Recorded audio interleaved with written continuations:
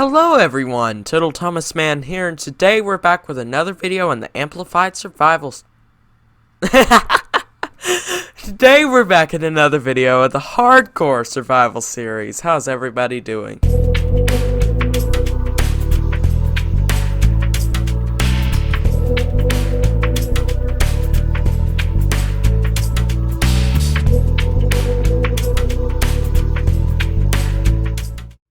So in the last episode, I can't remember what we did actually. Oh yeah, we found diamonds and amethyst geode, and we also built this area, but we didn't do the interior. I did that off camera. And honestly, the interior is not much. It's an enchanting setup, but we're at level 30. We got a diamond pick, and actually, I've also been worn out a whole diamond pick. But I've been mining for diamonds. We got 28 diamonds. That's enough for diamond armor, you guys. And an axe. A diamond armor and an axe? That sounds pretty good with me. And a shovel. So we can have all that. So what are we going to get on this pickaxe? Unbreaking 3. That's sometimes good, sometimes bad. Let's see. Please be fortune, please be fortune. Yes! Unbreaking 3, fortune 3. I will take that. That is a good pick, everybody. That's a good pick. So now that we've got a pickaxe, I actually kind of want to see what we'd get if we did another pickaxe. More Unbreaking 3? I don't think so.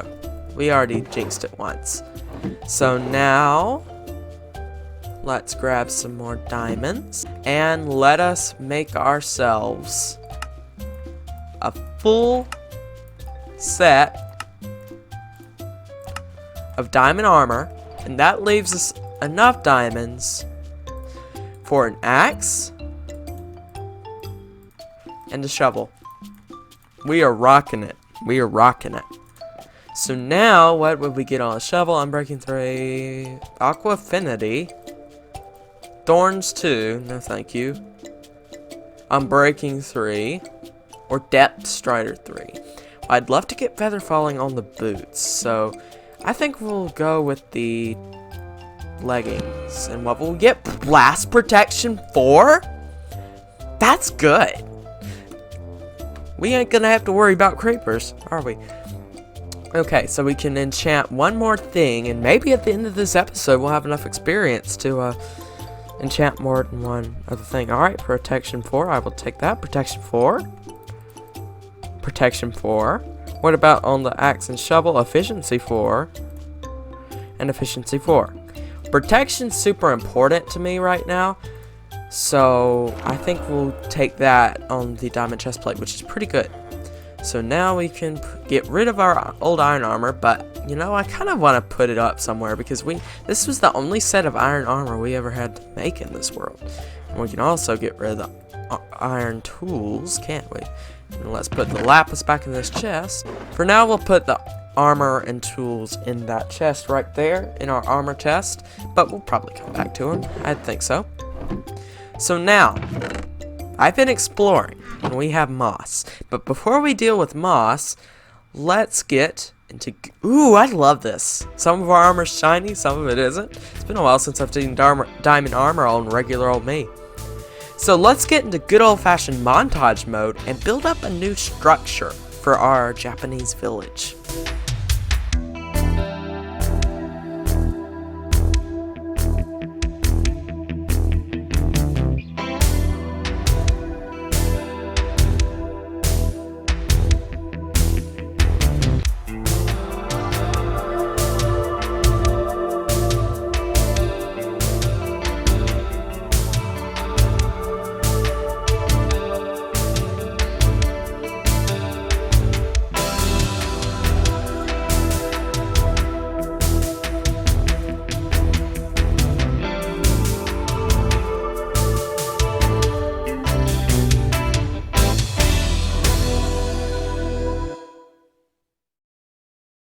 It's looking great, isn't it? I love it.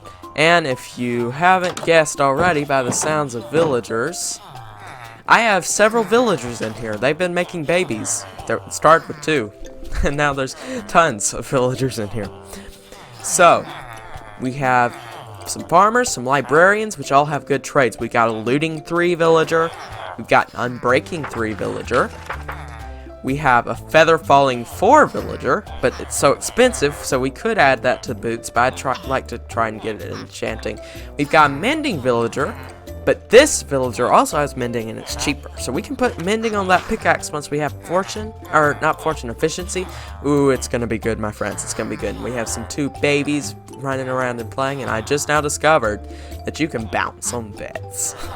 Awesome. And we've also got an Iron Golem in here protecting these villagers. And also, we've got bamboo.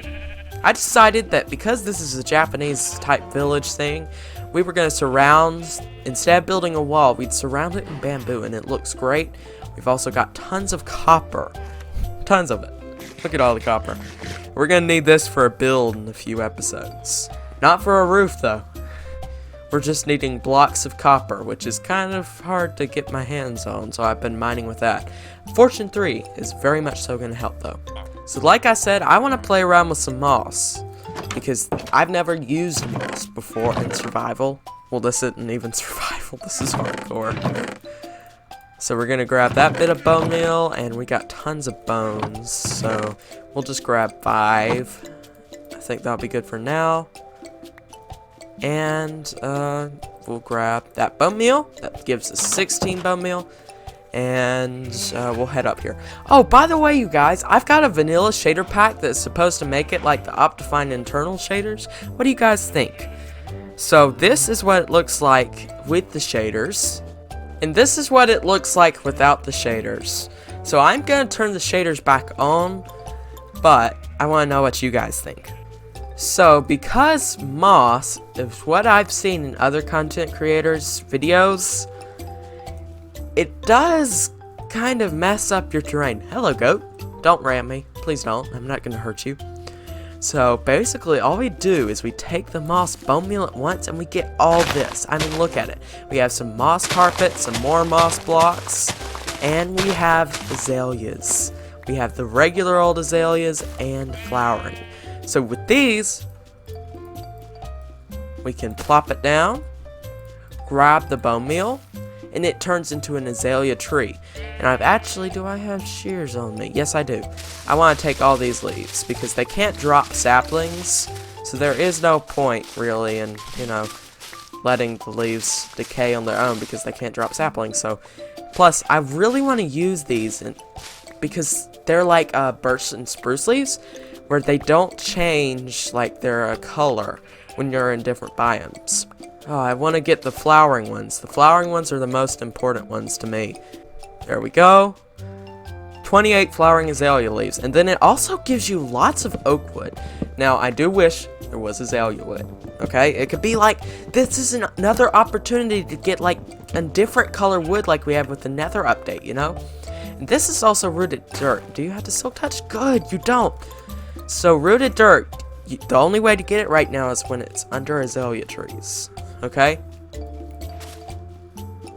And I think the hoe is the best, yes, hoe is the best way to get moss, or harvest it.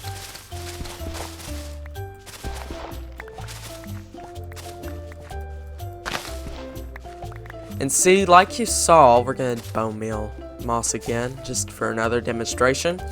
This is grass in a mountain biome, but this is moss. Moss does not change color, which is something that's going to be amazing for desert terraforming. And also, moss can replace stone. Can't replace ores, but it can replace stone, which is super, super cool. So that's another way to insta-mine in the early game. But I'm not going to do that. I'm just going to use my regular old pickaxe because I like to build, so yeah. Alright, that is enough moss experimentation for me right now. We have what I wanted, azalea leaves. I know it's weird, but I just, my favorite thing about 1.17 goats is what Mojang thinks is the best in, part 1 of the Caves and Cliffs. But I'm loving copper, amethyst geodes, and moss and azalea, which is kind of the best, stuff in the update. So now that we actually have buildings in this area, I want to kind of make a path. Makes sense, right? So we're gonna dig all this out. Oh, I forgot there's a cave covered up here. It's been a while since I've dug up this area. So I want to make a path. But this isn't going to be just regular old path block paths. No, no, no. We're Total Thomas Man. We don't do that. Well, I'm Total Thomas Man, and I don't do that. But we don't do that on this channel. So we're going to make a nice path. We've done it in the past, but, you know, I'm a changed person.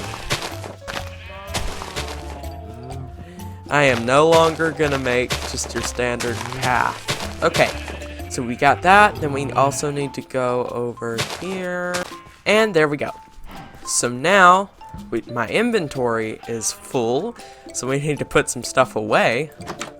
We'll put our moss in here, and we'll put the azaleas and moss carpet in here. I guess moss could probably go in here. Right? We're gonna need the flowering azaleas, the leaves though. And now, we sleep. Look, we got two advancements today, and we've also got a clock on the wall.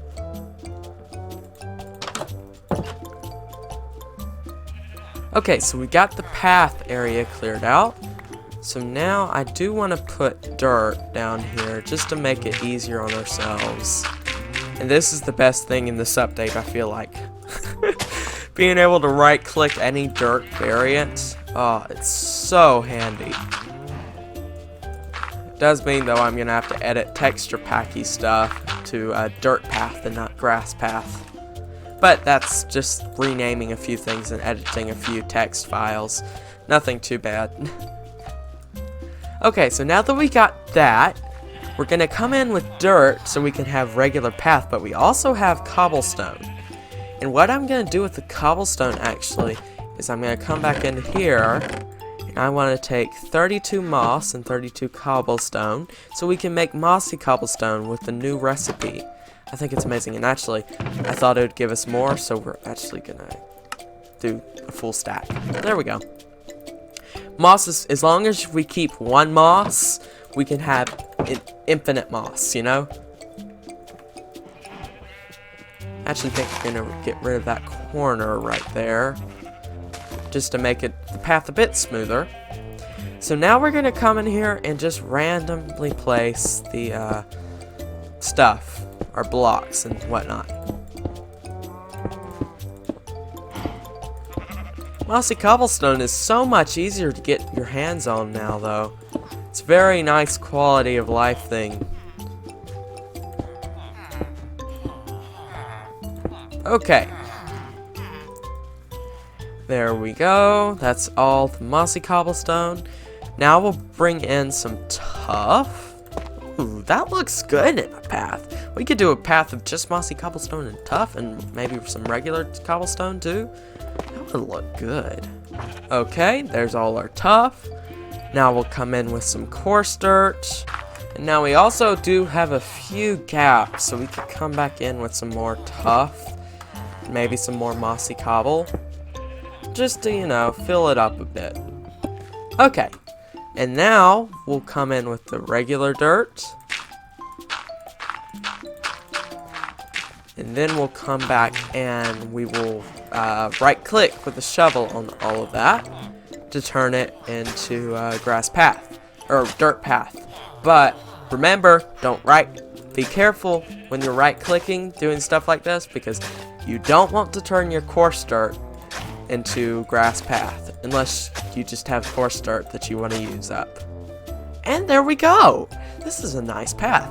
I was planning on adding some rooted dirt in there though, but let me just say that rooted dirt is hard to get your hands on. Even if you just like want to use 20, you need 20 azaleas, then you need 20 azalea trees. Let's harvest the strip stone. And that's a lot. So rooted dirt until 1.18, it's gonna be hard to play around with in survival or hardcore.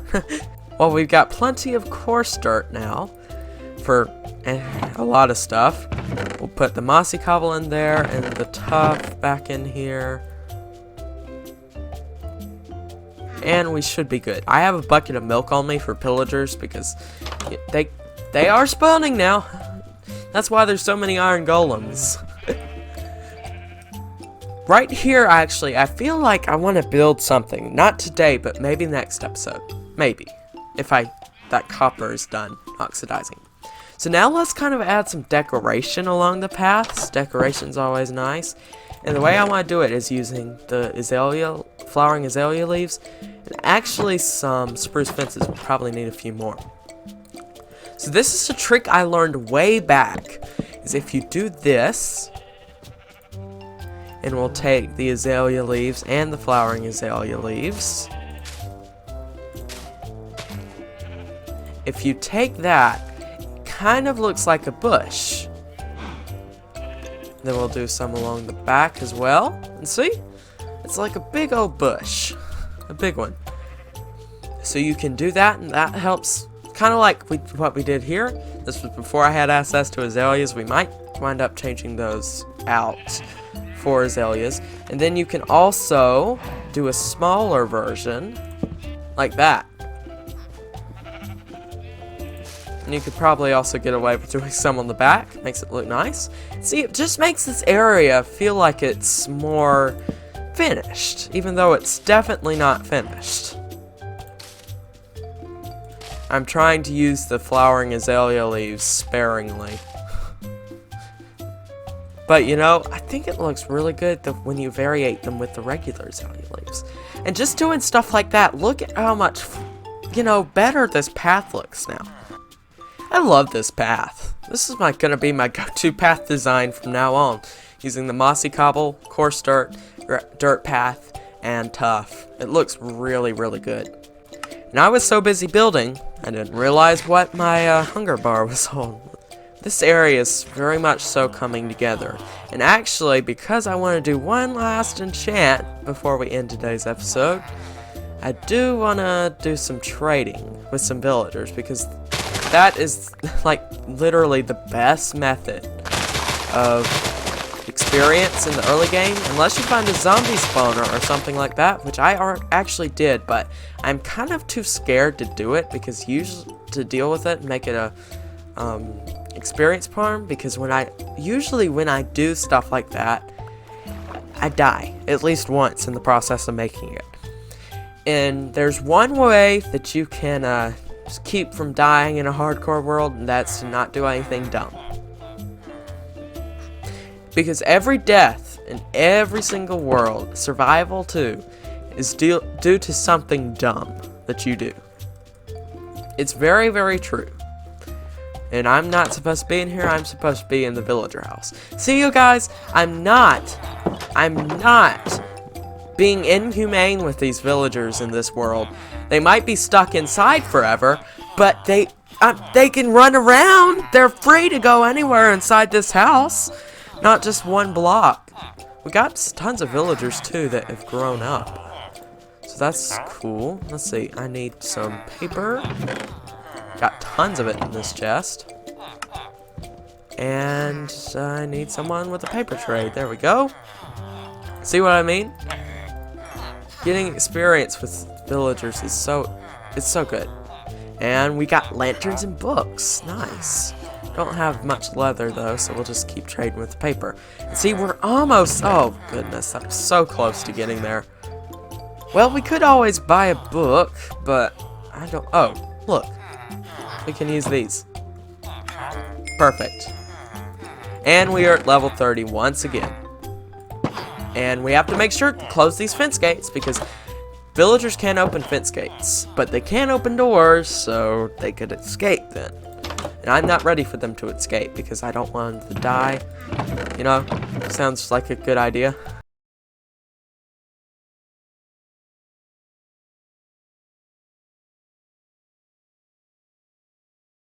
Look at all our pointed dripstone.